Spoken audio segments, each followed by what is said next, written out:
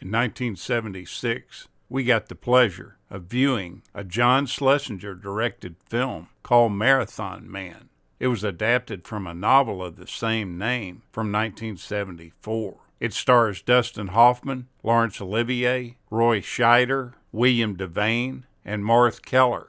Even though there are still an assortment of unanswered questions when the film is over, this movie is a great watch. It's one of those that develops and works moment by moment and scene by scene. The thrillers involved in this film are the people and the predicaments that they're in. Marathon Man is almost entirely people and predicaments. Or to be more exact about it, one person with his unending series of predicaments. We first meet the main character when he's out on his normal long-distance morning jog. He's a grad student named Babe, and this is played by Dustin Hoffman. He's pent up with all sorts of frustrations that are bottled up inside him. His brother is played by Roy Scheider, and he works for the government in some sort of a shadowy agency that handles a lot of these dirty jobs that the CIA and the FBI won't touch at all. One day this brother gets killed, and a man claiming to be one of his brother's fellow operatives comes to Babe and says he needs his help setting a trap. Before you know it, he's completely involved in a confusing labyrinth that neither him nor the movie ever really completely figures out.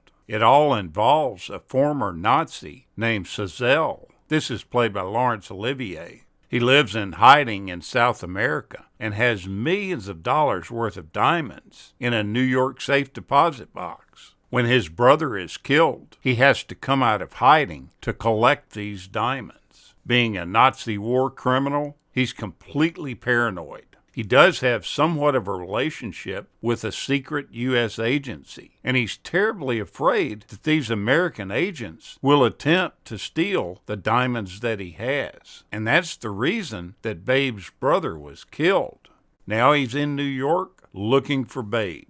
As the film progresses from the opening car crash to the point where Laurence Olivier's character tortures Hoffman by drilling holes in his teeth because he at one time was a former dentist. Then there's a stroll through the New York Diamond District where Olivier's character, as a Nazi on the run, is recognized by his former victims. These scenes, plus a very tricky love affair between Hoffman and Martha Keller, all work extremely well for the movie. During the scenes where they try to drown Dustin Hoffman in the bathtub, Hoffman, being a method actor, insisted on trying to make himself stay underwater as long as possible to make this sequence look very real. Several takes were done, but Hoffman insisted on being kept down longer in the water. By the end of the several takes, they had to give him oxygen because he had stayed under for so long. At one point, they were pressing on his Adam's apple, trying to hold him under, which was causing him a lot of problems. He wanted all this to occur because the fight you see in him is really what's happening. There's also a story about his method acting and what he did on the set to create the character that he was playing. At one point, he stayed up all night because his character was supposed to have stayed up all night. He arrived on the set, and Laurence Olivier came up and asked him why he looked so bad. Hoffman told him that he was trying to achieve this look for the scenes he had to shoot this day. Olivier looked at him and said, "Have you ever tried just acting? It's much easier." The torture scene was filmed really early in the morning, and at the time, Hoffman was going through a divorce from his first wife, and he was really depressed. He had spent the past 2 nights staying up partying pretty hard, and he was feeling it while filming these scenes. They eventually shortened these torture scenes after they showed the original cut to some preview audiences, and they were sickened by it. Hoffman lost about 15 pounds for this role. He ran up to 4 miles a day to get into shape for it, and he would never come to the scene and fake the breathing that he has on camera. The producer said he would run up until the last minute before the take, and he would come up to the scene actually out of breath. This film is one of the first movies to make use of the Steadicam. Garrett Brown showcased his invention for the second time in this movie. The first film it was used in was Bound for Glory from 1976. However, Marathon Man was released first, so it really is the first movie to actually use a Steadicam in production.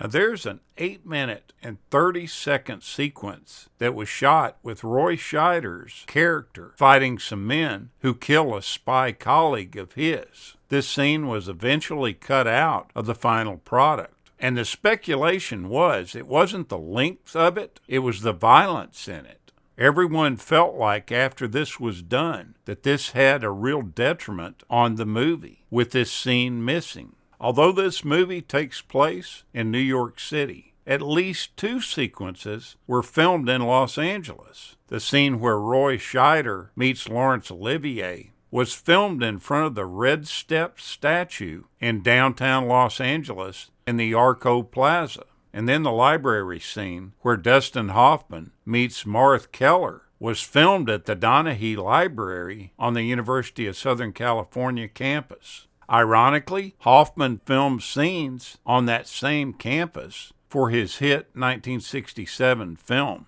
The Graduate. Now, during the famous torture scene, the doctor indicates that he's afflicted with alexia. Alexia is a brain disorder in which a person is unable to understand written words. Sometimes this is called acquired dyslexia. This refers specifically to the loss, usually in adulthood, of a previous ability to read. Laurence Olivier's portrayal of this doctor is ominous and without a doubt one of the highlights of the film. But this role with him playing it almost didn't happen. You see, Robert Evans, the producer, wanted him from the very start to play the role of the doctor. But because Olivier, at the time, was just riddled with cancer, he was uninsurable. So Paramount Pictures refused for him to be on the project. Evans was desperate to get him there. He contacted some friends of his, one of them being David Niven, to arrange a meeting with the House of Lords, the upper body of the British Parliament. He did this in order to put pressure on Lloyd's of London to ensure this great British actor.